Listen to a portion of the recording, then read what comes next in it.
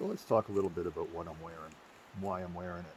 I'm just out here for a couple hours to scout the woods, see what nature wants to show me. So first of all, why am I dressed in such drab colors? This isn't a military exercise. This is Nova Scotia. I don't have myself an AR-15. I don't have a Glock in my chest rig. These kinds of things don't matter in my world here. The reason I'm dressed in drab colors, first of all, is because everything else that lives out here is doing the same thing. Everything seeks to blend in. We freeze, we become hard to discern. The outer gear here, with the exception of this chest equipment and a pouch containing my phone and my binoculars, it's all older than me. It's Pattern 37 equipment, World War II era issue. So what's in it? I'm not carrying a shit ton of ammunition. I'm not out here to run away from or after bandits. First aid kit. Bear bangers. They're with me whether there are bears in the woods or not. Hand sanitizer, believe it or not. We'll get to that in another episode. In here I have a folding saw, a set of pruning shears, more things to be discussed, a notebook.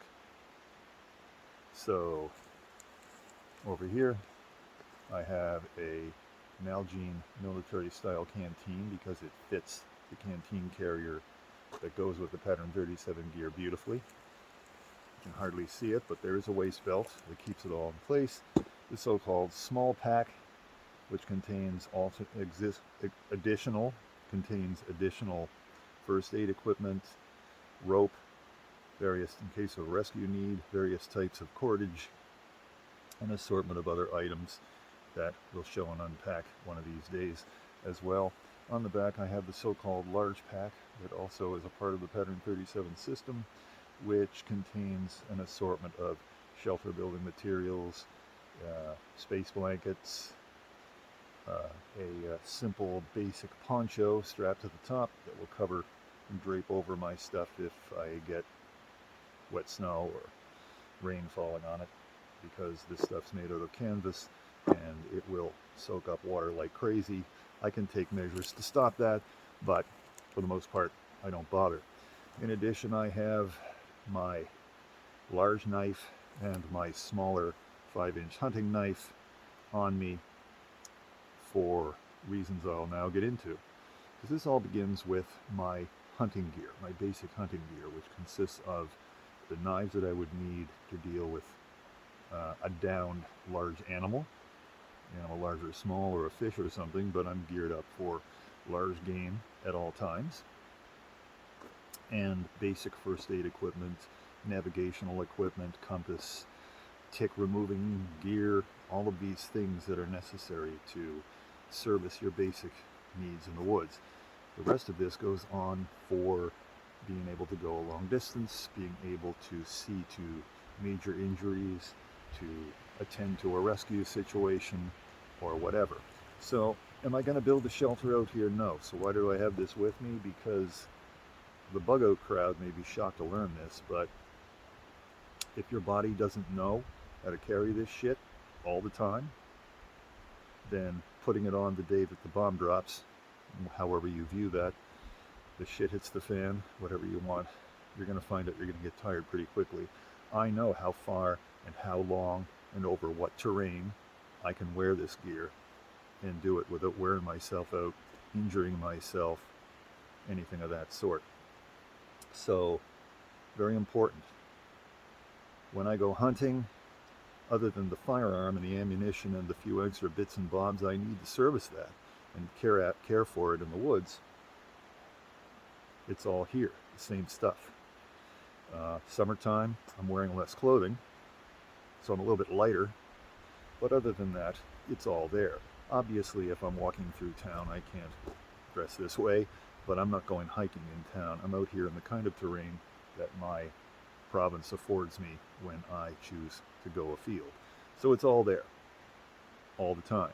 It's always in the same places. So even if it's pitch black, I know where to reach to get anything that I need. So that flies in the face of the old EDC rotation idea. When I reach for my knife, when I reach for my phone, when I reach for anything that I might need, my wallet, my keys, my hand instinctively knows where to go.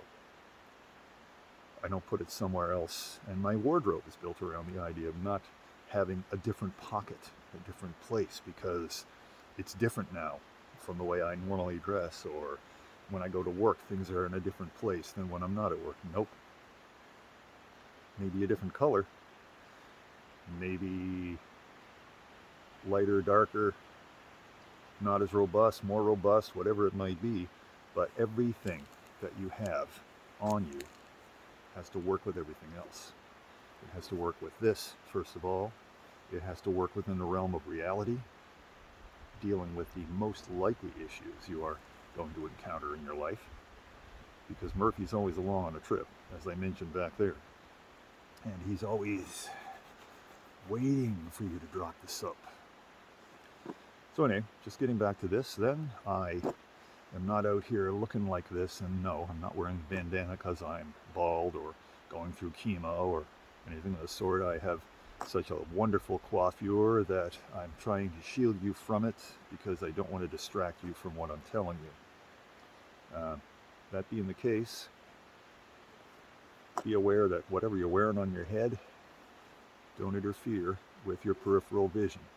If you've ever had the joy of wearing a beaked cap or a hat with a brim and being poked in the forehead by a branch as you ducked under something you thought you cleared, you'll soon learn that something to catch the sweat if you start to build one up, or that tiny little bit of warmth that it gives you, is a wonderful thing.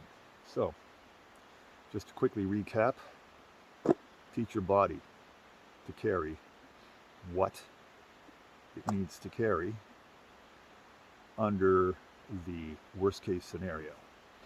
Another thing that'll teach you is don't overload yourself with useless shit, okay? Have enough of everything. You need a flashlight, you need a knife, you need a way of lighting a fire. After you've got all of those, maybe add an extra one of each in order to make sure that you don't lose it, break it.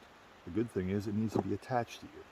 If something happens to me right now, or when I'm driving down the road wearing what I normally would wear, which isn't this, because I won't fit, if I have to unass that car because the engine caught fire, because of an accident, because whatever happened, everything I need to see to my safety and comfort is on me. Not back in the car, not in the trunk. A bug-out bag in the trunk, a get-home bag in the trunk of your car is exposed to theft. Not an uncommon thing, especially if you commute from where I live into Halifax, 100 kilometers away. A lot of people that live in this area work there.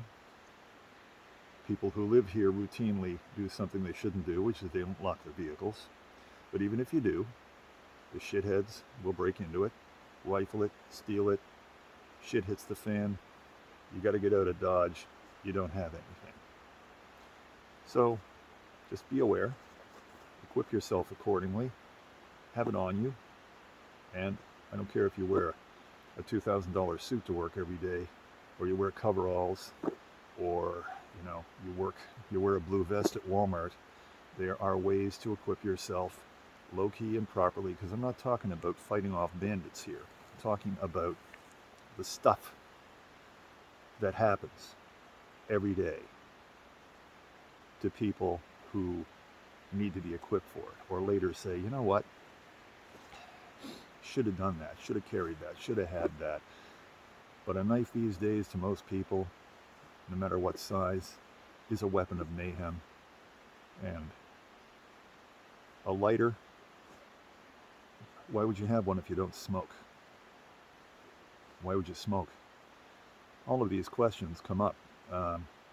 Why would you have a map? Why would you have a compass and a map, a physical map, if you have GPS navigational capability on your cell phone? whole lot of reasons. One of which is, as I once told, I was in a building doing an assessment of fire suppression and fire protection equipment.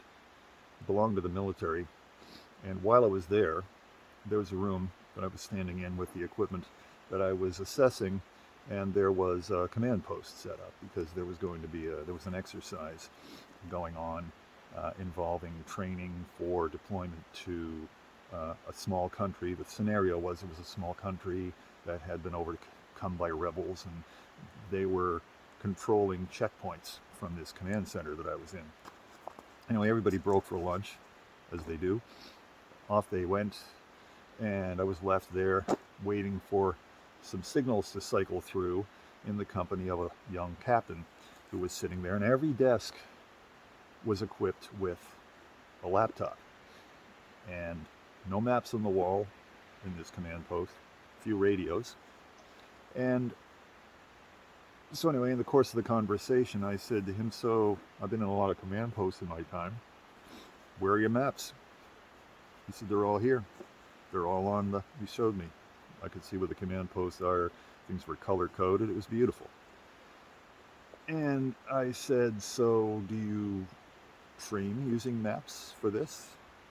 Nope, it's all done like this for this kind of a scenario. And I said, with all due respect, seems to me that if I get a bullet hole in my map, I've got a hole in my map, but if you get a bullet hole in your laptop, you have a paperweight.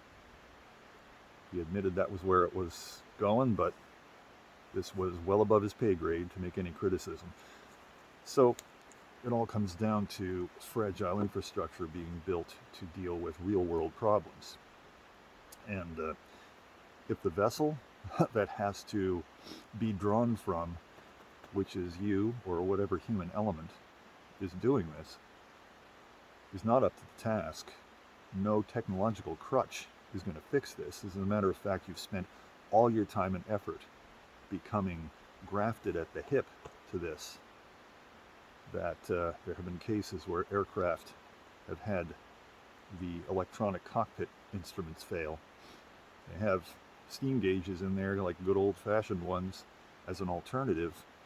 But while everybody in the cockpit is swarmed around the blue screen of death and trying to reboot that son of a bitch, they fly into a mountain because the magic stopped working. The magic's here.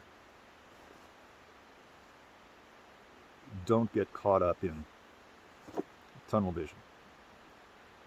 Learn to use your peripheral vision. Don't have to wear a bandana. Just learn how to see. Until next time.